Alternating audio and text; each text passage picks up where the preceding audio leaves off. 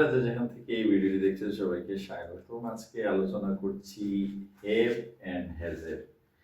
এই ছোট্ট লেসনটি have has এই দুটির মধ্যে আমাদের অনেক সময় আমরা গুলিয়ে ফেলি, সেটা আমরা প্রপারলি শিখতে না পারায় কোনোভাবে দেখা যাবে সেন্টেন্স কারেক্ট করতে পারছি না। প্রচুর পড়াশোনা করছি, আলটিমেটলি যখনই আমরা সেন্টেন্স ক্রিয়েট করছি অথবা বলতে যাচ্ছি, কন্টিনিউ বলতে যাচ্ছি, তখনই আমরা এই সেন্টেন্সটা ভুল করছি। সো ফার্স্ট এটা প্রপারলি শিখতে হবে যে হ্যাভ এবং হ্যাজ। আই এর সাথে আমরা জানি যে I have, we have, you have, they have, এই হচ্ছে চারটি। এখানে অনেক কিছু এটার সাথে জড়িত আছে, singular, plural. I as a singular, তার সাথে হ্যাভ। উই কিন্তু প্লুরাল, তার সাথে হ্যাভ। ইউ সেকেন্ড পারসন, তুমি, তোমরা সিঙ্গুলার, প্লুরাল আছে, সেটার সাথেও কিন্তু have. They plural, third person singular, সেটার সাথে হচ্ছে হ্যাভ। এগুলো যখন আপনার মাথায় থাকবে তখন আমার কাছে মনে হয়েছে আপনি আর চাইলেই ভুল করতে পারবেন না। এই জন্য যখনই শিখবেন একটু চেষ্টা করবেন তার ডিপে যাওয়ার। সেটা যদি আপনার ডেপথ থাকে, মানে আপনার মিস্টেক্সটা বা কমন যে এরর যেগুলো করে থাকেন সেটা কমে যায়। সো তারপরে হচ্ছে he has, she has, it has. তাহলে দাঁড়ালো কি, সিঙ্গুলার এবং থার্ড পারসনের ক্ষেত্রে কি হয়, সেটা হচ্ছে আপনার হ্যাজ হয়। এই হচ্ছে এটা। এখন আমি একটা এক্সাম্পল দিই, যেমন হচ্ছে হি হ্যাজ এ কার, তার একটি গাড়ি আছে। আমরা যদি বলি আই হ্যাভ এ কার, আমার একটি গাড়ি আছে। যখন আমরা আই হ্যাভটাকে নেগেটিভ বলবো তখন হবে আই ডোন্ট হ্যাভ এনি কার, আমার কোনো গাড়ি নেই। কিন্তু হি হ্যাজ এ কার, সেটাকে যখন আমরা হি ডাজেন্ট বলবো তখন হ্যাজ হবে না, সেটা হবে হি ডাজেন্ট হ্যাভ। তাহলে দেখেন he has a car, has থেকে যখন নেগেটিভে থার্ড পারসনে ডাজ চলে আসলো, নেগেটিভের জন্য আমরা ডাজ নিয়ে আসলাম, তখন ওই হ্যাজটা চেঞ্জ হয়ে তার রুটে চলে যাবে হ্যাভ। সো শিখার সময় আপনি যদি শিখেন হচ্ছে হ্যাভ হচ্ছে রুট। আমরা যেরকম গো, ওয়েন্ট, গান, তারপরে গোয়িং, গোজ এরকম শিখেছি। তো ঠিক একইভাবে যদি আমরা হ্যাভ শিখি, হ্যাভের পাস্ট ফর্ম হচ্ছে হ্যাড, পাস্ট পার্টিসিপল হচ্ছে হ্যাড, হ্যাভের থার্ড পারসন সিঙ্গুলার হচ্ছে হ্যাজ। এখন এটা ছিল প্রেজেন্ট সিম্পলে। যখন আমরা প্রেজেন্ট পারফেক্টে যাব, প্রেজেন্ট পারফেক্টে গেলে একটু চেঞ্জ আসবে। যেমন আমরা বলবো যে হ্যাঁ আই হ্যাভ গন দেয়ার, আমি সেখানে, আই হ্যাভ গন দেয়ার, আমি সেখানে গিয়েছি। তখন হি হলে হি হ্যাজ গন দেয়ার, সে সেখানে গিয়েছে। তার মানে প্রেজেন্ট সিম্পলের যে স্ট্রাকচার এবং প্রেজেন্ট পারফেক্টের যে স্ট্রাকচার, এই দুটি স্ট্রাকচার আপনাকে ভালো করে বুঝতে হবে। প্রেজেন্ট সিম্পল এবং প্রেজেন্ট পারফেক্টের স্ট্রাকচার বুঝবেন, তখন আপনার কাছে বিষয়টি ক্লিয়ার হয়ে যাবে।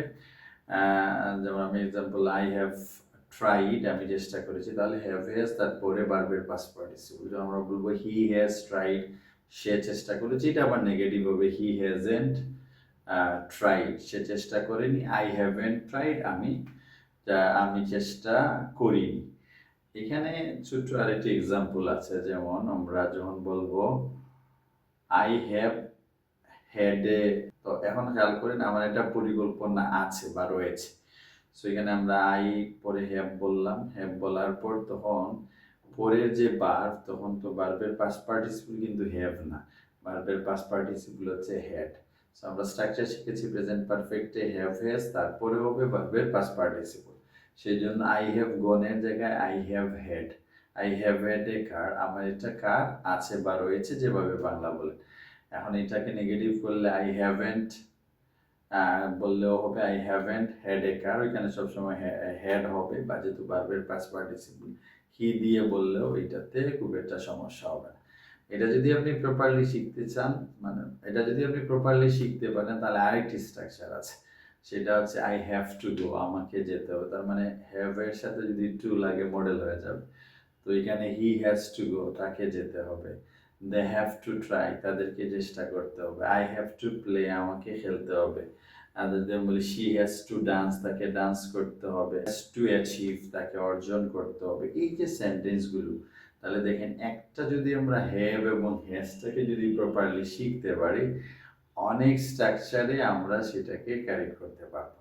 সেজন্য আমি বলি যে হ্যাঁ, এটার সাথে আপনার এটা যদি ভালো করে বুঝেন, এই যে ক্যামোফ্লাশ বলি বা পাজল বলি, এগুলো দিয়ে অনেক সময় বিশেষ করে যারা বিভিন্ন এক্সাম দিয়ে থাকেন ভর্তি জবে, এগুলোতে আটকে যান। আর আইএলটিএস আসলে খুব বেশি না লাগলেও সলিড বা ভালো পারফরমেন্সের জন্য বা কখনো ক্লাস নিলে এগুলো প্রয়োজন হবে। আরেকটি এক্সাম্পল পাস্ট টেন্সে আসলে সেটা হবে, যেমন আমি বললাম আই হ্যাড এ প্রবলেম, আমার একটা সমস্যা ছিল। এটা নেগেটিভে হয়ে যাবে আই ডিডন্ট, তখন আর হেড হবে না, হবে I didn't have any problem, আমার সমস্যা ছিল না।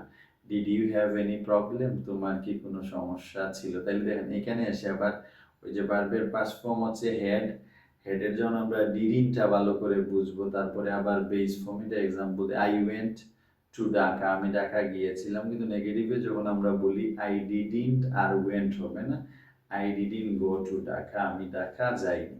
তাহলে দেখেন এই যে নেগেটিভের কারণে ওয়েন্ট থেকে আবার গোতে চলে গেল। সো সেম হবে হেড থেকে আবার হ্যাভে চলে আসবে, ওইখানে কিন্তু আবার হ্যাজ হবে না, হ্যাজ হচ্ছে শুধুমাত্র থার্ড পারসন সিঙ্গুলার। এই যে ছোট ছোট নিয়মগুলো আমার মনে হয় আপনারা একটু সিরিয়াসলি নিলে আমার মনে হয় অনেক জায়গাগুলো থেকে আপনাদের ভুল কমে যাবে এবং 100% অন পারফরমেন্স শো করতে পারবেন। Thank you so much.